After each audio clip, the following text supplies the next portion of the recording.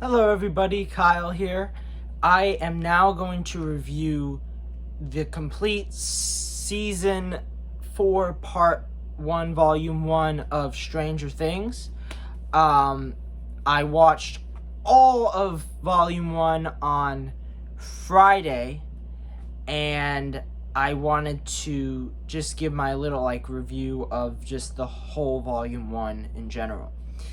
I really liked it. I think that it was a lot of fun to watch. The Duffer Brothers really were not kidding around when they said it was like their biggest season yet, because they sure went to a lot of different locations, from California to Hawkins to Russia, and we got all of these different pretty awesome sets. And I mean, especially just the school in California itself, it felt like a film. Like, it felt like they were going to multiple different sections of the school, and they were having a lot of different interactions with a lot of different people. I think that all the characters were great. I think that they expanded upon a lot of them, like, for instance, Max, who they ended off Max's story in Stranger Things Season 3 on a very somber note, and they picked up off of that.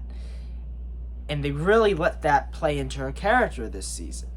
Because, she lost her brother last season in a very traumatic event after he saved her life. And it's understandable why she acts the way she does in this season. Sadie Sink did an outstanding job playing her, as she always does. But this season, I think, is her best performance. I think that, once again, they give Eleven a lot of great stuff to do. The bullies in this season are a little bit stereotypical and cliche. However, I mean, I can understand that they kind of had to get them to be that, evil to push Eleven, because when it comes to, Steve, who's essentially like the bully of season 1, they know how to develop characters. So I'm not going to really criticize them for those side characters, when really I know that they know what they're doing. They introduce a ton of characters in this season, a ton of them. And sometimes it can get a little bit, overwhelming, because you feel like you're watching a epic almost with the amount of characters that they introduced. They introduced the character of Eddie Munson, who plays a pivotal role, as he's kind of like the geeky version of Billy. And I didn't know what to think about this character when I started this season, and I still kind of don't know how I feel about him. Like, I like him, but I feel like I have to wait till Volume 2 comes out before I can properly judge him as a whole, because I'm like, I guess he's kind of used as like what forwards the plot of this season, but he's introduced in a very strange way. Like, it's not like with the other characters that have been introduced. Like, he's not a bully. He likes these kids, and he helps these kids out, but he kind of has like his own story where it feels like they could even just do a spin-off on Eddie. So I don't know. I like him, though. I mean, I think that he adds some stuff to the season that, we haven't seen in other seasons of Stranger Things. I mean, man, there's so many things to talk about in this season. I will say one of my criticisms, I think, is I'm getting tired of them splitting up Mike and Eleven. I really want them to just be together in one season. Can we have one season where it's just them together the whole time? Like, every season they're split up now. But I really do think that these kids, it's like Harry Potter, where they have grown into such phenomenal young actors, and they are all great. And Hopper, I mean, his story is particularly interesting. I did not expect almost this entire season to be in Russia. I expected them to kind of get him out in the fourth episode or so. So they take a bit of time in Russia, but he has a character that he works around with called Enzo that I appreciated. I thought he was really nice.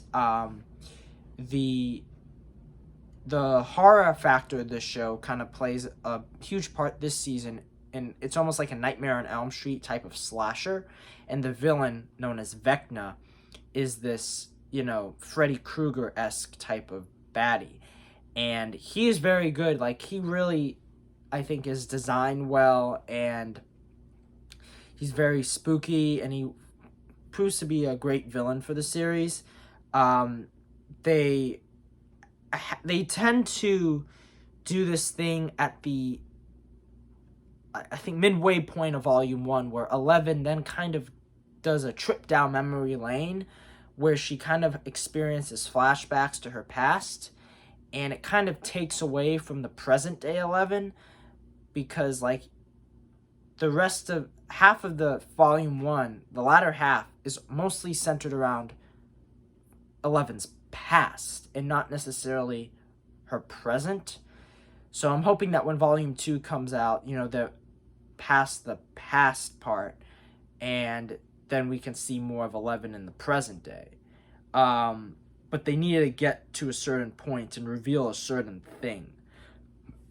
I think overall, though, like, I like this season a lot. It's not my favorite season so far. I mean, once again, I still have to judge till Volume 2, but I think even with Volume 2 notwithstanding, I think that still right now, I think my favorite season is probably Season 3, and then Season 1, and then this season, and then Season 2. Season 2 I wasn't that big of a fan of, so I think that, this season is definitely better, but I'm hoping that when we get to the Volume 2, that they kind of resolve things pretty tightly, because there's a lot of threads still left hanging, and it's going to be very interesting to see where they go.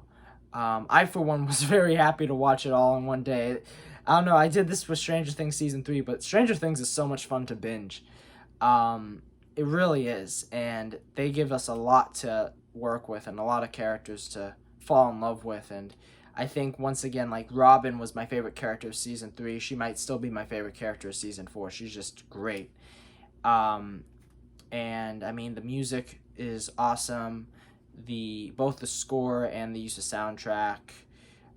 They use Kate Bush's song, Running Up That Hill, and it becomes like the theme of the entire, at least Volume 1. It's terrific. Yeah, but, I mean, if you're a fan of Stranger Things, I highly recommend watching this. I think a lot of fans of Stranger Things will love this Volume 1. And thank you so much for watching. Have a great day. Bye.